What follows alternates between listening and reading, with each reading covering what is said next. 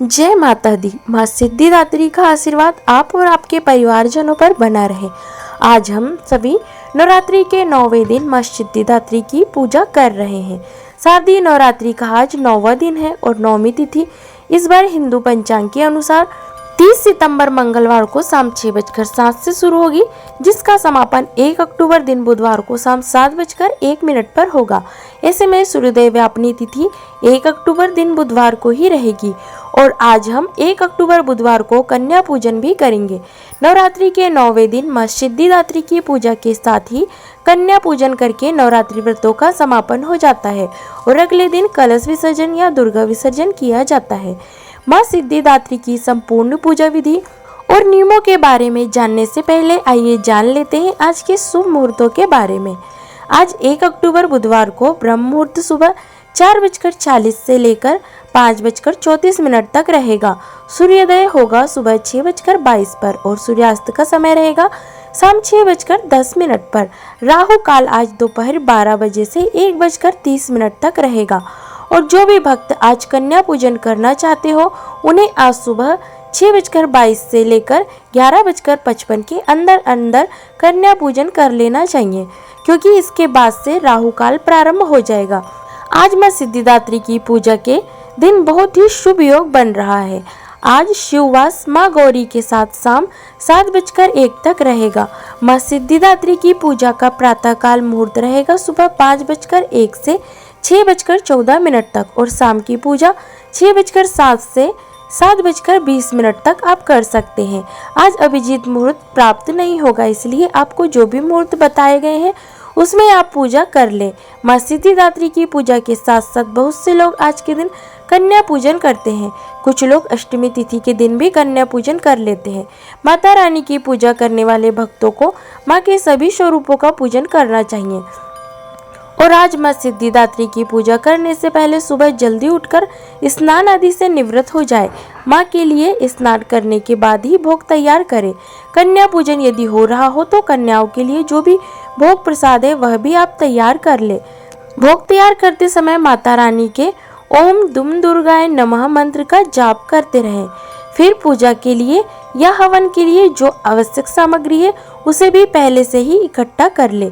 इन 9 दिनों में अगर आप कोई सामग्री माँ को अर्पित करना भूल गए हो या कुछ भी यदि आपको और अधिक करने की आवश्यकता हो तो आज आप कर सकते हैं। सुबह की पूजा करते समय तो सबसे पहले हाथ में जल और पुष्प लेकर माँ सिद्धिदात्री की पूजा का संकल्प ले।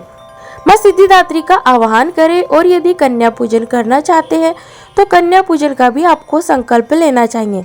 फिर प्रथम पूजनीय भगवान गणेश जी का पूजन करने के बाद माँ सिद्धिदात्री की पूजा आरंभ करें। माँ का प्रिय रंग लाल और गुलाबी है, तो आज पूजा में इन सामग्रियों का आप प्रयोग करें, जैसे लाल रंग के पुष्प, माता को लाल रंग की श्रृंगार की सामग्री जैसे लाल बिंदी, लाल चुनरी, लाल चुनिया या सिंदूर आदि। और कन्याओं के लिए आज के दिन आप लाल रुमाल भी रख सकते हैं। आप सबसे पहले हाथ जोड़कर माँ के कुछ विशेष पूजन मंत्रों का जाप करें। माँ की पूजा का मंत्र है ओम देवी सिद्धिदात्रे नमः। प्रार्थना मंत्र है सिद्ध गंधर्व यक्षाधर सुरेरम रेरपि सेप्यमाना सदा भयात। सिद्धिदा सिद्धिदायनी स्तुति मंत्र है या देवी सर्वभूतेषु माँ सिद्धिदात्री रूपेण संस्थिता। नमस्तस्यै नमस्तस्यै नमस्तस्यै नमो नमः।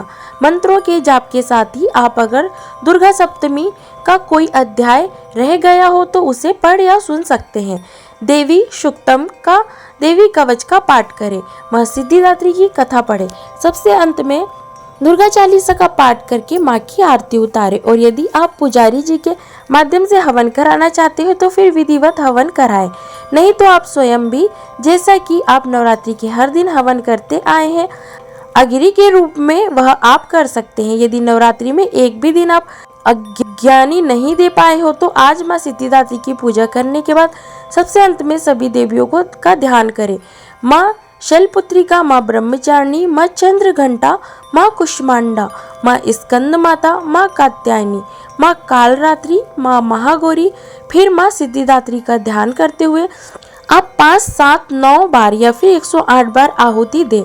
अगर आपने व्रत नहीं रखा है या केवल पहला और आखिरी व्रत रखा है तो आपका यह, यदि हवन करने का मन है तो हवन आप बिना पूजा उपवास के भी कर सकते हैं। हवन करने के बाद ही आपको कन्या पूजन करना चाहिए। बहुत से लोग कन्या पूजन के लिए कन्याओं को आमंत्रित करके उसके बाद हवन करते हैं या माँ की आरती उतारते हैं। ऐसा करने से कन्याओं को और भी जगह जाने में देरी हो जाती है, क्योंकि आज के दिन सभी चाहते हैं कि देवियों का वास या देवियों का स्वागत उनके घर में ही हो, तो ऐसा काम ना करें जिससे आपको कोई दोष लग सके। कन्याओं को तभी आमंत्रित करें जब पूजा का जो भोग है वह तैयार हो गया हो और आपकी पूजा पूरी तरह से संपन्न हो गई हो। फिर सच्चे मन के साथ हाथ जोड़कर क्षमा याचना जरूर करें।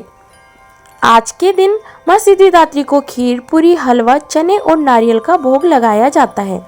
बहुत से लोग अष्टमी तिथि के दिन जिनके यहाँ कन्या पूजन होता है वह कलश के ऊपर रखे नारियल को तोड़कर प्रसाद के रूप में कन्याओं को बांटते हैं और स्वयं भी ग्रहण करते हैं।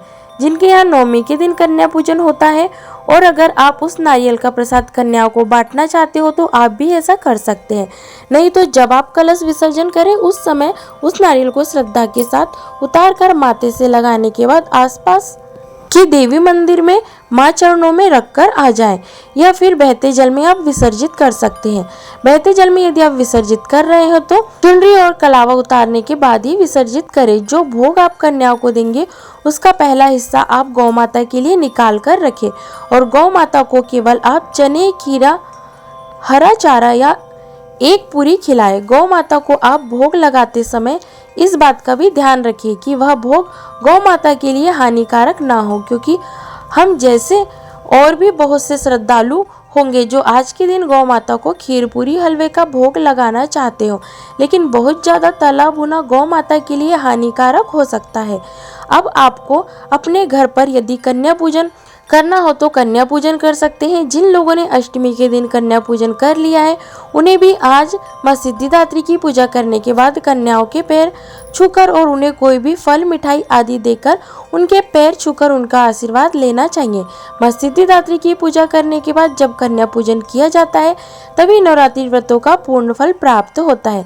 हालांकि अष्टमी के दिन भी आप कन्या पूजन कर सकते हैं, जो कि बिल्कुल सही है। अगर आपके घर में पहले से ही यह नियम चलता आ रहा है, पहली बार व्रत रखना चाहते हो, अपने परिवार में जरूर पूछ ले कि आपके परिवार में पहले से ही किस दिन कन्या पूजन होता आ रहा है, और अगर नवमी के दिन आपकी श्रद्धा है, करना चाहते हैं, आपका मन है तो फिर नवमी के दिन ही कन्या पूजन प्रारंभ करें, ताकि आने वाली हर नवरात्रि में आप इसी तिथि में पूजन कर सके। इस प्रकार से कन्या पूजन आप करें। कन्याओं को आमंत्रित करें, जितनी कन्याएं मिल जाए।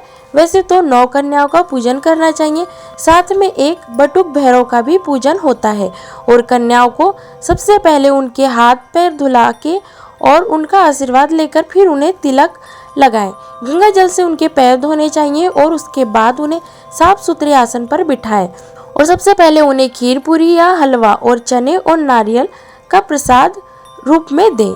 उसके बाद ही आप उन्हें बाकी के जो भी भोग, जो व्यंजन आपने तैयार किया हुआ है वह उन्हें भोग में दें। जल रखें पीने के लिए और उसके बाद में हाथ धुलकर उन्हें फल, मिठाई, दक्षिणा या उपहार की अन्य सामग्री जो भी वस्तुएं होती है वह उन्हें दान में दे। उन सभी के पैर छूकर उनका आशीर्वाद ले और उन्हें द्वार के बाहर तक विदा करने जाए और उन सभी से प्रार्थना करे कि अगले वर्ष वे फिर से देवी के रूप में और बटुक भैरव के रूप में आपके घर पर विराजे और आपको यह सौभाग्य फिर से प्रदान करे। इस तरह से माँ सिद्धिदात्री की पूजा संपन्न हो जाती है। आप चाहे तो जिन भक्तों ने नवरात्रि का 9 दिन उपवास रखा है वह माता रानी को लगाए गए भोग को प्रसाद के रूप में ग्रहण कर सकते हैं, और बहुत से भक्त जो बहुत ज्यादा नियम मानते हैं वह दशमी तिथि को ही अन्न ग्रहण करते हैं। तो यह आपकी श्रद्धा पर निर्भर करता है। आप नवमी को भी अन्न ग्रहण कर सकते हैं, नहीं तो दशमी को तो ग्रहण कर ही लेते हैं। तो यह थी आज की वीडियो। उम्मीद करती हूँ कि वीडियो आपको पसंद आया होगा। ऐसी ही वीडियो देखने के लिए हमारे चैनल को सब्सक्राइब करें। जय माता दी। धन्यवाद।